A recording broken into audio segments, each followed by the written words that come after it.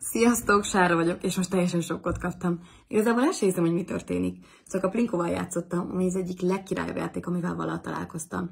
Tök nagy pénzösszegeket tudtok vele nyerni, csak egy gombnyomással. De mindjárt meg is mutatom, hogy működik, mert igazából nagyon egyszerű. Annyi a lényeg, hogy meg kell nyomnod a play gombot, és már is kiesik egy labda. És ennek kell lepötyögnie valamelyik alsó szorzóban.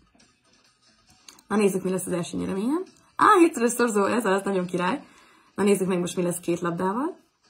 Már is 49 euró az egyenlegem. És 7-szeres szorzó megint, nagyon jó. 2-szeres. Oké, na most nézzük meg, mi van, hogyha sok labdát engedek le. Nyilván minél többet engedsz le, annál nagyobb az esélyed a nyerésre. Már nem is tudom számolni. Oké, eddig nagyon jól fest. 2264 eurót nyertem. Na nézzük csak meg a bankszámlámat. Kíváncsi leszek. Srácok! Ez tényleg működik. Ne adjátok ki ezt a lehetőséget, sőt, az újoncoknak most még extra bónuszok is járnak. Ha érdekel, akkor katta linkre a leírásban.